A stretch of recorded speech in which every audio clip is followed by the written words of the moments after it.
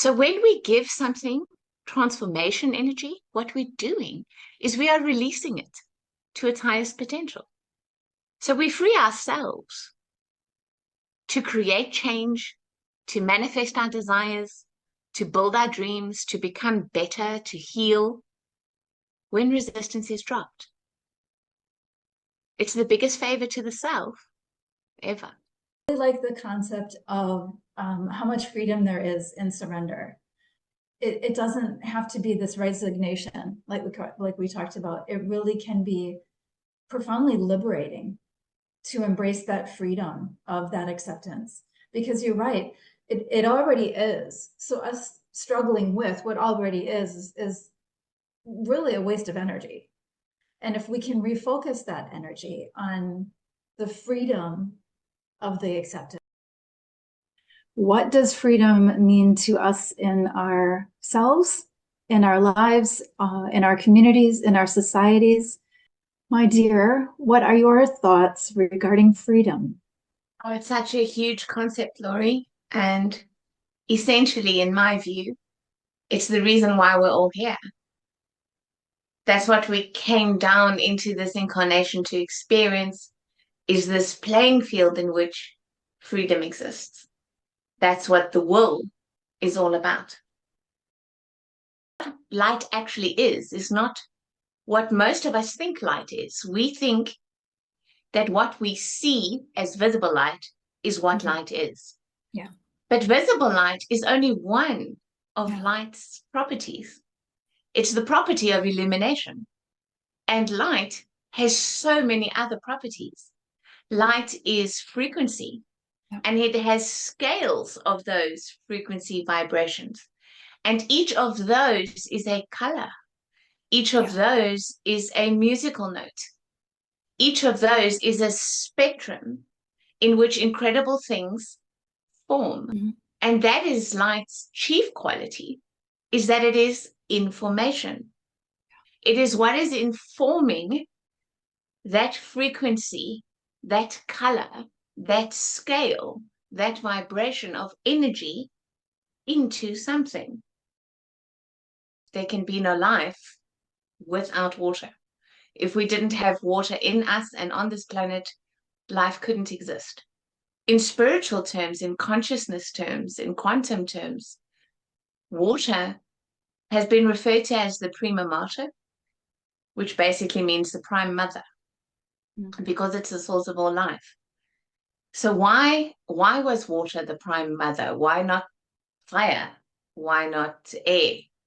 Why is water so pivotal? Because water is the only element that can exist in every state. From a physics point of view, water can be gas, water can be liquid, and as such, it often represents and is connected to our emotions and the flow of those emotions. Water can be a solid, as in ice, but water is also the ether. Imperative, first of all, to become aware. Become aware. Yeah. Let's not go through life just automatically responding, instantly reacting the way we've always reacted. Sleepwalking through our lives, giving all our power away to external things and people and events. It's so imperative to become aware that we are actually creative beings who are conscious and we can change things. We're here to actually have an effect on our own lives, as well as on external environments and other people, circumstances, relationships, and things. We're powerful beings. And life is a mirror. It's a profoundly accurate mirror when you know how to look at it properly. Yeah. Life, whatever it is showing you right now, is showing you a perfectly accurate picture of what is going on in your internal world. Begin to understand those aspects of ourselves that we're just not comfortable with. That in itself is a way that we can replenish our energy, because we're not spending so much energy avoiding or denying or hiding from that part of ourselves, but really examining it and bringing our self back into balance. It can be a really beautiful dance between the light and the dark parts of ourselves. And it's not necessarily traumatizing to actually do this, to actually peek into those corners. It's actually really enlightening to find out those pieces of ourselves that we've been hiding from. And it's a really courageous act to get to know ourselves, really harmonize the different aspects of ourselves. I interchange the words congruent and holistic. You know, no amount of veganism is going to change the fact that I feel this way. And no amount of telling myself that life is rainbows and sunshines if I feel this way or if I think this way. It really is an all-encompassing package of the self. We do have some thoughts and some behaviors and some beliefs that might not be in line with what it is that we do truly want.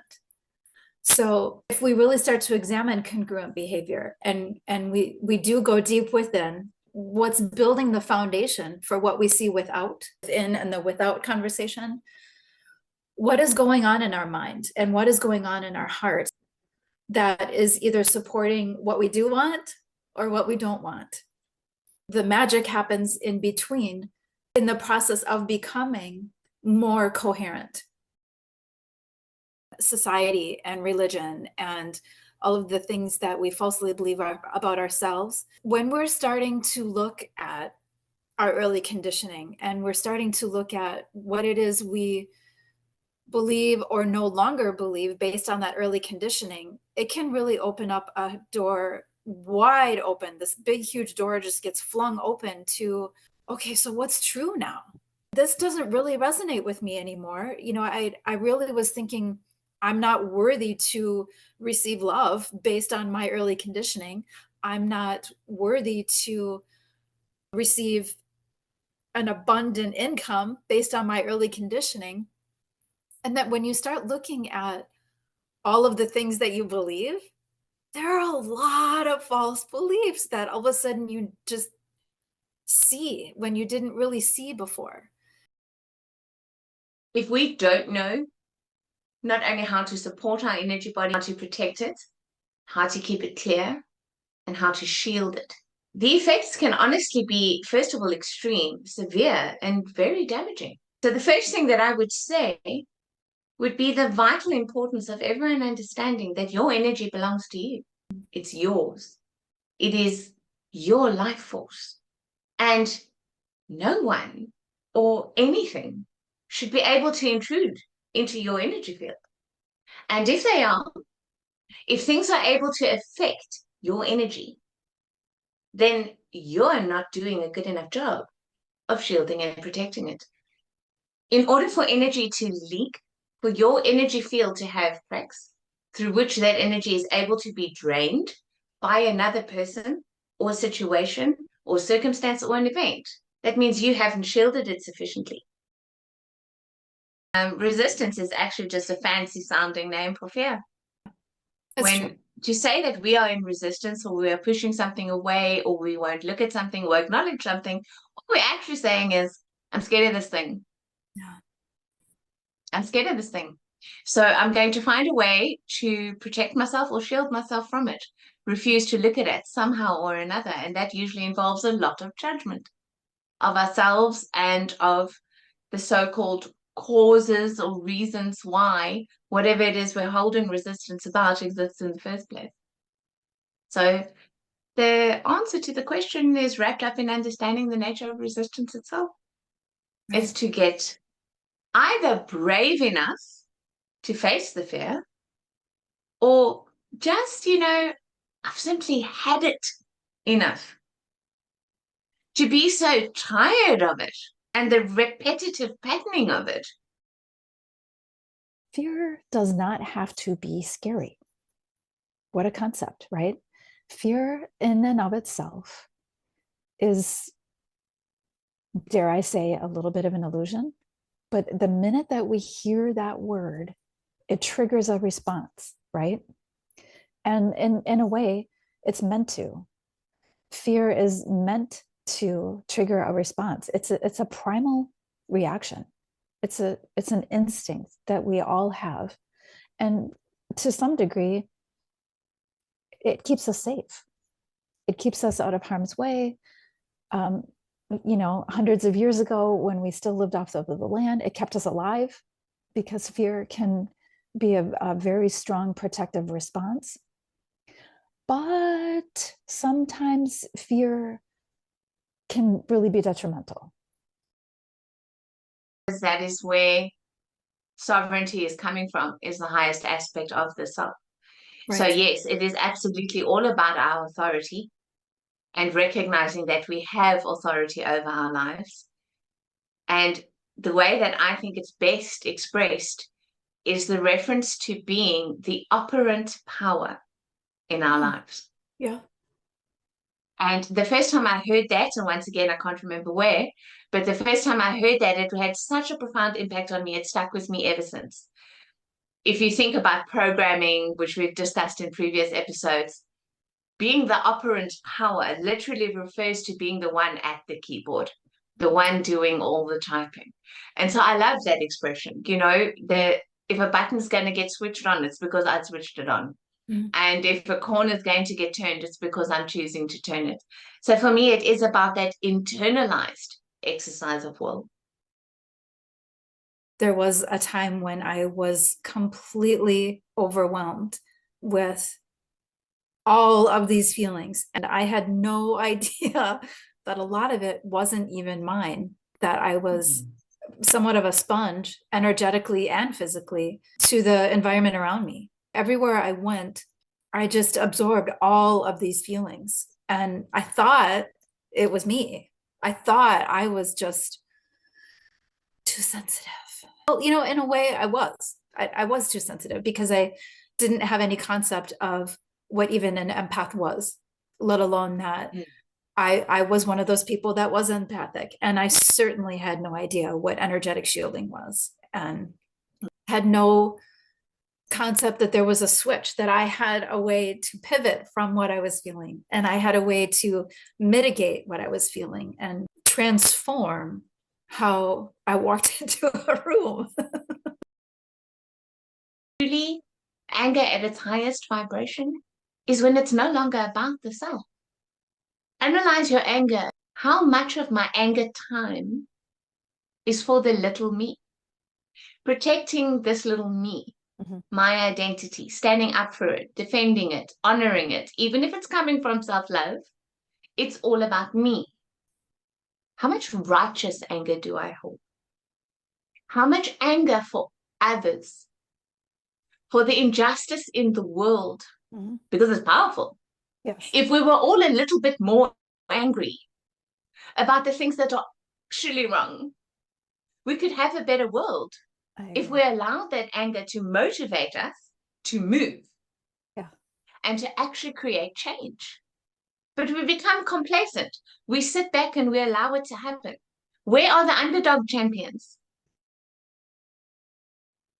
Gratitude can feel unreachable. I know. Gratitude is such a high vibration. It is synonymous with love, with bliss, with joy, with freedom, with expansion. Gratitude is such a high frequency, and it's very vertical.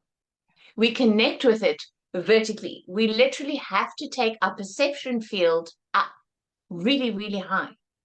And so for a lot of people, they think they're practicing gratitude because they have a gratitude journal, right? Yeah. But that's the key word. They're thinking that they're practicing gratitude. They're not actually practicing gratitude. They're just holding gratitude as a mental construct. And they're not actually connecting to the vibration and the frequency of gratitude itself. Because like you said, it's extremely powerful. So a lot of people have no idea how to access that. The universe doesn't speak a language. The universe is not English or French or Japanese. The universe does not understand words. Well, then you say, well, then why are words powerful? Words are powerful because they actually carry sound frequency. A thought is an energetic vibration. that is linked to a certain energetic vibration. And in such, repetitively is powerful, but not nearly as powerful as the spoken word is, because it holds a sound frequency. And that is the language that the universe understands. The universe only speaks frequency. The universe is listening and will match that frequency for us. And our body, our lives, will reflect it. It is about aligning with our essence. Essence just is. Yeah. And essence really is not concerned in the least with what you do to express it. Yeah. All it's concerned about is that you express it. And so our egos like to come up with plans, Yes. goals and directions and definable things that we find our purpose in. Some people are born with a calling. This purpose doesn't care what you're doing. It cares about what you're being while you're doing whatever you're doing. So go ahead and do whatever you want. What floats your boat? And so not only can we not define it, but we also can't even seek to. Yeah. Because the truth is, it's revealed. Bit by bit, little by little, it's a puzzle piece that comes together. And it's revealed to us what our purpose is. In my perspective, embodiment is bringing the non-physical into the physical. So if we think about thoughts or beliefs or emotions or even spiritual concepts, these are all things that we can't really touch or taste. They are brought into the physical experience because that's what makes up life, right? So when we say our thoughts, for example, our thoughts and our beliefs are essentially how we perceive life. And our perceptions are very, very powerful. They conduct our life, bring about our reality, and that really generates down into the physical body.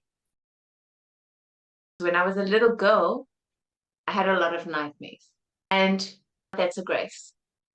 In a way, it is the subconscious processing through negative experiences, particularly negative emotions. That's why dreams can be so symbolic. But it is also divine grace helping us to process in sleep instead of in waking life when it's actually come into manifestation. So if, for example, we are holding a lot of fear about a particular thing, and then we have a very fearful dream in which that particular thing happens, and we process and release all of that fear, now that thing doesn't actually have to happen in our real lives. So nightmares, like everything else, are love and they're grace. Prophetic dreams is where we are connecting to a more expanded version of ourselves that has access to more information than we do. And we are blessed enough to receive that information. Remember that there was no division in the first place. Yeah. And we remember that we already are together. Many years ago, somebody gave me a beautiful card that said, "We are all one in spirit, regardless of our form." And there happened to be a dolphin on the card. And it's just something that I've had running in a theme in the back of my head all the time, ever since I got this card, because it can be difficult to remember that we are all one in spirit, regardless of our form. Man, woman, pink, blue, doesn't matter. We truly are all one in spirit, but being in this 3D reality can make it challenging to remember that oneness, where we can really start to create that oneness here. Yeah. And what does that look like for our world? What does that look like for our societies? Some of us, for multiple reasons, have started activating a greater awareness of a fifth dimensional consciousness. Yeah. So in other words, perspectives are broadening. Yeah. There's an expanded field of consciousness, because really that's all that ascension comes down to. Yeah. It's the embodying of a higher level, a more expanded level of consciousness that we hold here in 3D. And others have not. Others are still entrenched in the polarity and the contrast and the duality experience of 3D. And so the bifurcation is how those two different streams of consciousness are gradually moving further and further and further apart. Yeah. What we experience as our personality, with all of its character traits and its persona and its demeanor, is in fact an aspect of the higher self. Okay. But it is just one aspect. It is the aspect that we usually relate to as our soul. It's linked to the subconscious, and it's linked to archetypes in the psyche. Many layers get added to that through the course of our lives. Right. We come in through certain energetic streams. We come in with certain traits, proclivities, and talents. But then we also receive societal input and programming, and many things get added to the personality. But the personality itself is just one aspect of the soul. Yeah. The term higher self actually refers to broader self. The difference between where we are now and what's behind smashing through that barrier is back to that authentic self again. And now we've bridged another gap. Breaking through is bridging another gap, bridging from where we are right now back to another piece of our authentic self, back to another piece of who we truly are, not who we thought we were, but who we truly are again, over and over and over and over, until our authentic self is really all that exists anymore. A wise friend of mine says, the only way to eat an elephant is one bite at a time. So this is, one belief at a time, one perception at a time, maybe a handful of emotions at a time, that we do this breaking through to return to that authentic self. The divine child. This is not a term that one hears very frequently. What is the divine child? In healing and in spiritual circles, in faith organizations, much emphasis is placed on the inner child and doing inner child work, and the critical importance of reintegration of split parts from the inner child, actually assisting the inner child to be fully embodied and matured and healed, doing shadow work. A lot of emphasis is placed on that, and rightly so, and it's critically important that that is done. But the divine child is the reason why. Because behind every broken inner child, every neglected and wounded inner child, the divine child is waiting for a chance to live. Our cells are listening. So it's definitely worth value to understand and be really cognizant of what it is that we're saying to ourselves.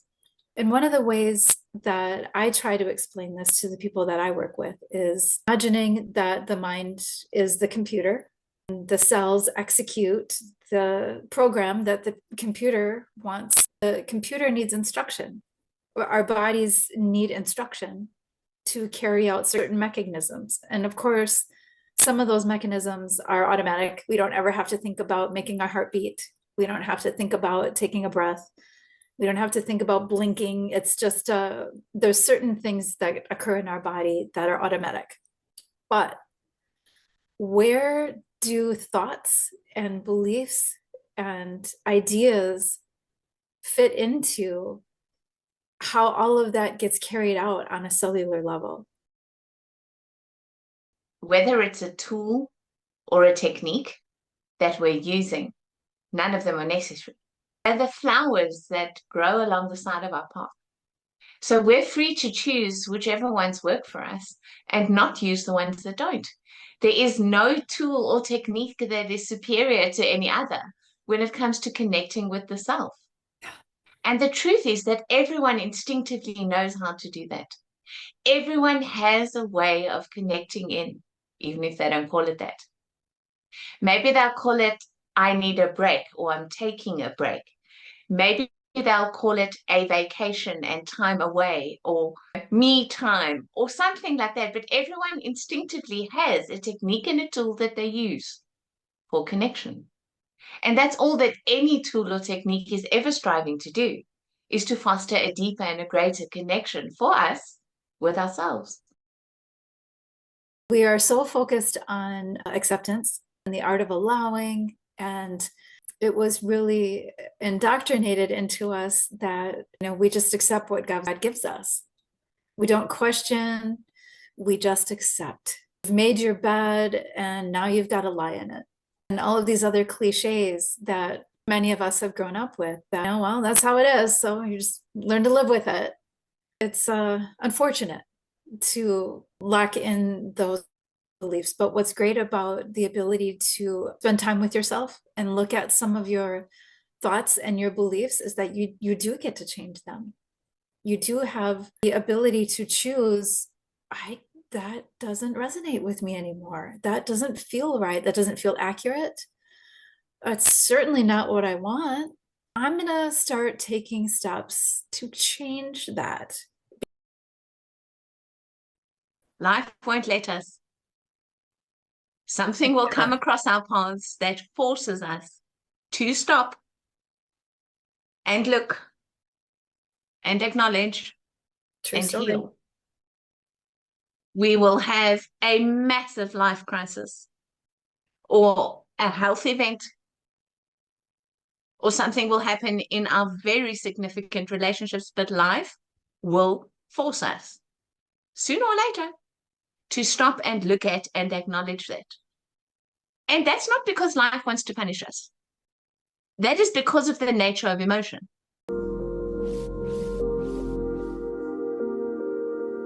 If you found this video valuable and you enjoyed it, I would really appreciate it if you give it a like. And please, share your impressions and your questions with me in the comments below. I love receiving your feedback.